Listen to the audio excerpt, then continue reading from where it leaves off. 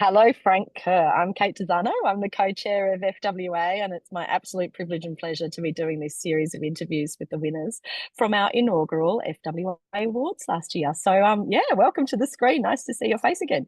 Thank you, Kate. Yeah, no, a treat to be here. Happy to do it, and looking forward to having a chat. That's great. Well, Frank, tell me job title and where you are. Give me a kind of flex stats. Hi, I'm Frank Kerr. I'm a Workspace Experience Manager is the title. I manage two sites for Hub Australia, Hub Flinders Street and Hub St Kilda Road, both in Melbourne. And I've been with Hub for about 4 years and have loved my time in co-working up to this point, having a good time. And you were our inaugural winner of the Community Manager of the Year award, which is pretty fantastic. Now, as I understand that, it means that your organisation nominated you. Is that correct? That is correct. Yeah, Did shockingly you get correct. Did you get to see the application before it went in, or do you know? Yeah, do you know We how that worked? we had a little chat and debrief there because they wanted to know what I would say if I was answering the questions, and then they dressed up the text to make it a bit sharper and a bit more nicely marketed. So maybe that's why I won. So thank you to Beck and Cherie who nominated me and helped me put it together. But yeah, they let me read through it, and it was very flattering to see, I guess, how I was viewed by those two and hopefully the wider business. It was really nice. And now the wider industry too, not just your own business. I think Hey, that's the great thing about this. It's celebrating people, amongst our kind of wider yeah. cohort of peers. So tell me about a couple of the key things that they highlighted in your application. What do you think was so strong about it? Oh gosh. As when I was speaking to people at the FWA event, which was fantastic, and got to meet so many wonderful people in co-working and from different walks of life, I think what stood out apparently was the personalized sort of touching and making sure that everyone's treated as an individual. I remember the first point that I raised is not a sort of a mantra I have is that everyone is exceptional. Everyone is fantastic, but everyone is also the exception to the rule. You know, we're all unique, we're all individuals, and I think to treat people like that is one of the most important things we can do. We're not just numbers on a spreadsheet. We're not just members of one building. We're individuals, and we all have different interests and passions and loves and things. And I think it's great to connect on a really personal level. And that's where it all comes from. For me, it's about hanging out, having a great time with people, and getting to know people and supporting them through wins, challenges, all that sort of stuff. And that's our role as a co-working space, is to help businesses grow and et cetera, et cetera. But it's about the people and like the one-to-one connection. So I like to think it's that helped me get some notification. But I think giving away free wine was something that also people were like, yeah, well, that's fantastic, of course. Yeah, we're all in freebies kind of business too, and it's funny. I think that the more you make things inclusive, the less Mm. people need to find the loopholes and scam them. The more the beer is free, the less they drink. Funnily enough, Yeah, true. So true. it really is. It totally is. Now, what was your career path into co-working? Just give me a little bit of a like how the hell you landed in this industry. Fantastic question. My friend Danny used to work at Hub, and she referred me. She was like, Mm. "You'd be great in this field." I didn't know what co-working was. This is 4 years ago now, and I was working in sales and account management to some degree, and managing a team on site and also offshore. So I had some experience in managing teams, and I had some experience in relationship management, which is how I sort of explain the role to people who don't know what co-working is. It's just Mm. it's relationships 100%. So yeah, Danny referred me. Thank goodness. Very appreciative of her, and the rest is history, as they say. That's fantastic. And so since your win last year, it's nearly kind of 7 or 8 months ago now. Yeah. So what if you do you think you've kind of built on or changed since then? What's new basically for you in the role? Yeah, I mean, not much is new. I think the way I handle myself is no different. I'm not gonna let it go to my head. Although I do get a lot of ribbing from people, which is great. They call me award winner Frank when they announce me at anything, which is hilarious. But no, nothing changes in the way I view the work, and nothing changes in the way that we do the work. I think we're all sort of the same. We're here for a reason of connection and to be with people, and that's always going to be the same. Hub's gone through a few changes recently. We're trying a whole new bunch of brand standards and rolling out different activations, and that's always changing, and that's always lively and vibrant. So just keeping up with it, trying to keep up, right? Yeah, that's right. And that kind of consistency of that experience for people coming in and feeling the same welcome and the same kind of brand essence through all their experiences. Yeah. Well, that's That's great. also one thing I mentioned is I forget how I phrased it, but it's so important to give a warm welcome. Even if you're having a crap day, you want people to feel special and welcomed and happy to be there. Yeah. It's, we have to entice people back to the office. And if you're grumpy and they walk in and they see you and they're not stoked to see you, then I think you're doing your job a disservice. And it's important to be optimistic and positive and happy. That's awesome. So for those people that are just starting in community kind of manager roles, and what sort of three things, what are sort of three tips that you would give somebody who's about to step into a job called a kind of community manager or a workplace experience manager? Three things. I'll just start talking and cut me off at three. Be ready for anything. It's such a reactive role. You can try and be as organized and proactive and set things that you want to happen, deadlines, etc. But the job's going to throw 10 things at you before 10 a.m. So you got to keep your head on a swivel and get ready to go.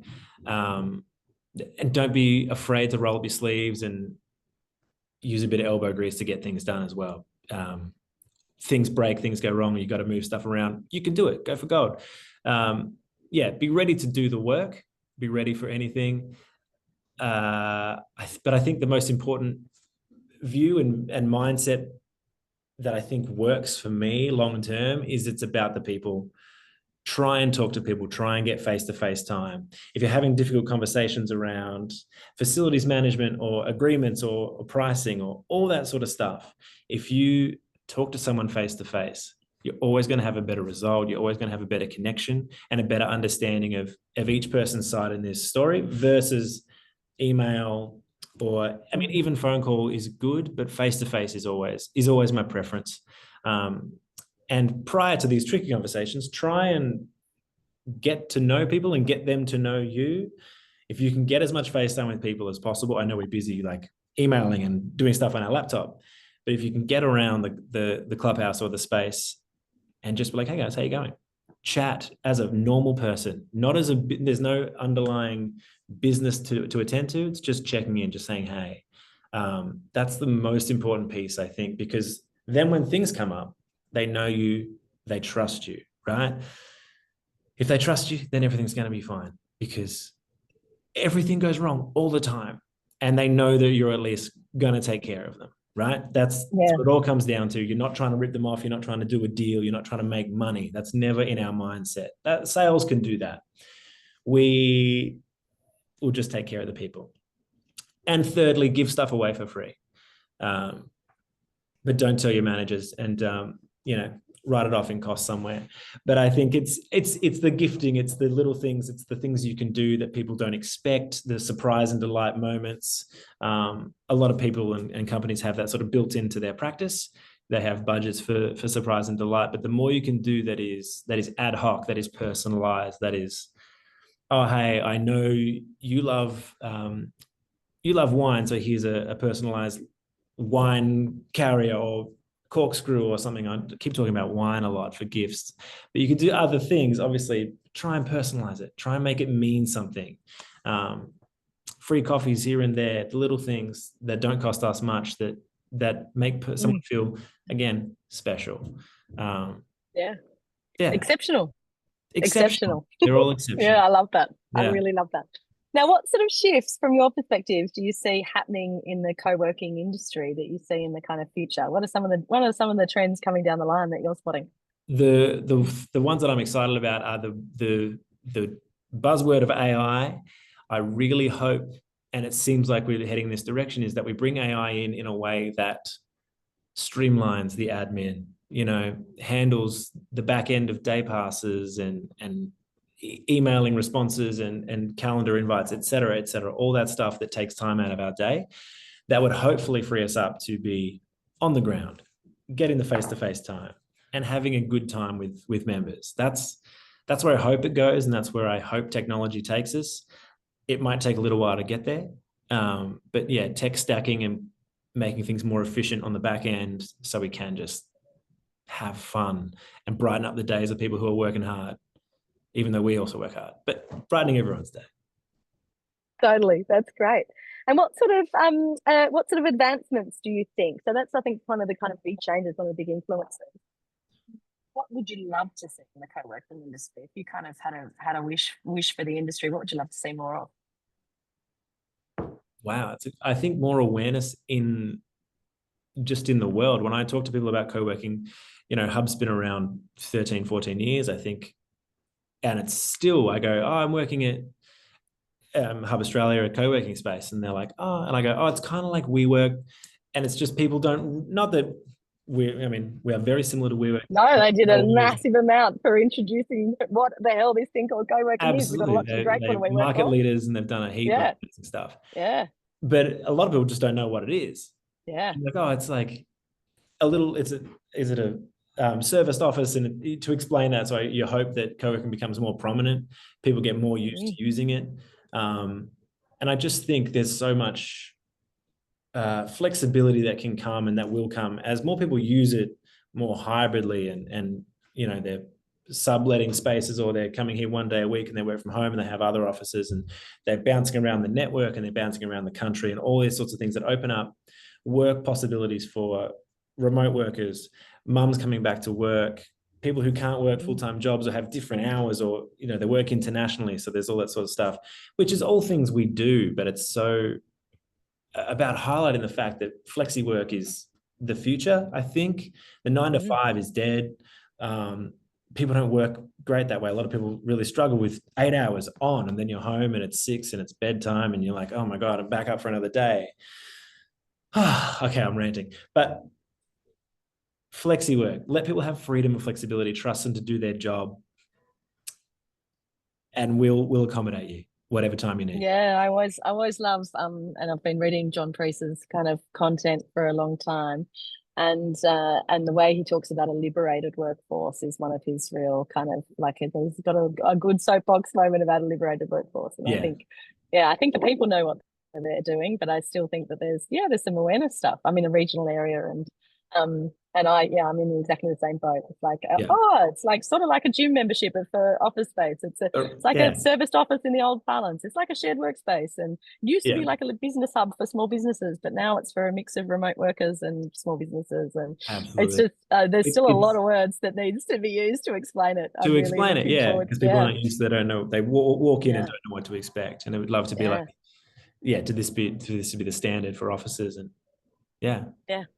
Oh, that's great. Well, I know, and we're very grateful for just amazing amount of market leadership that Hub Australia has shown over a long time, setting this association up with Brad in the middle of a kind of height of the COVID panic. I've learned a lot from him over the years. And it's so great to have a leader.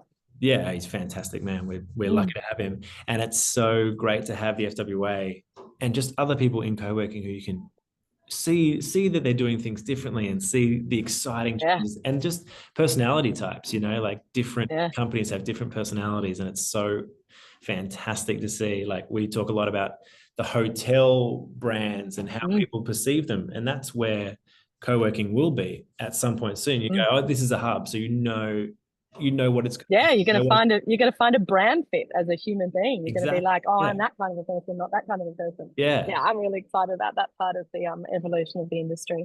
Now, where have you proudly shown off your award? I love that everybody introduces you as the award-winning Frank. So where does the award-winning Frank keep his award? It was on my desk for a few months, just so people would see it, in case members weren't aware that they were working with an award winner managing their space.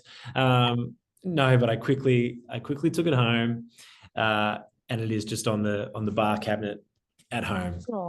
That's along great. with I got a few other little hub awards internally, which I'm very proud of as well.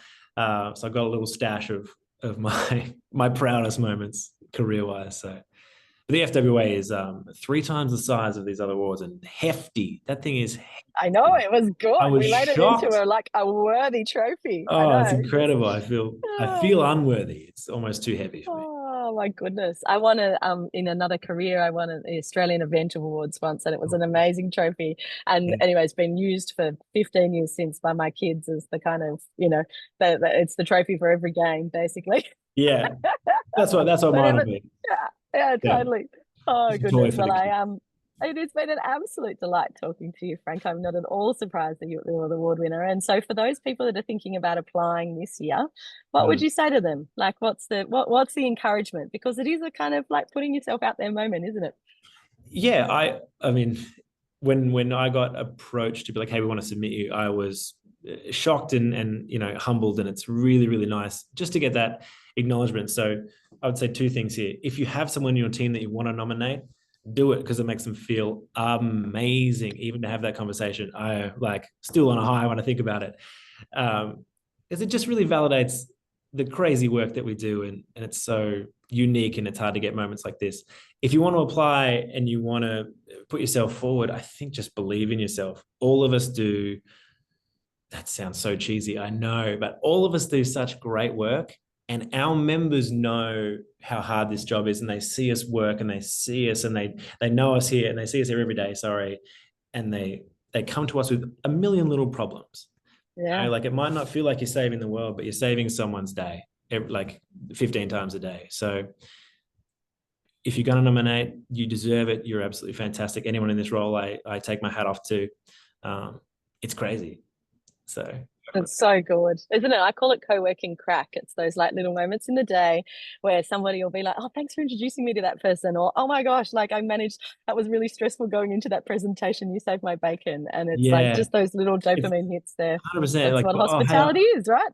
yeah, premium hospitality. And if you can just like take the stress off them, Mm, then you've done an amazing job. yeah, mate. Well, it makes We're the here world for go it. round. I think co-working makes the world go round. It Anyway, does. Take nice to see community, a put it true everywhere. believer. It's so Yeah, that's important. exactly right. Oh, Yeah. Frank, you legend. Thank you so much for that. And we will share your story far and wide through the network. And I anticipate it being a very hotly contested category next year. Oh yeah, I can't wait to see it. Take care. Thank you so much for your Thanks so time, much, mate. Frank. Thank you. Bye. Bye bye.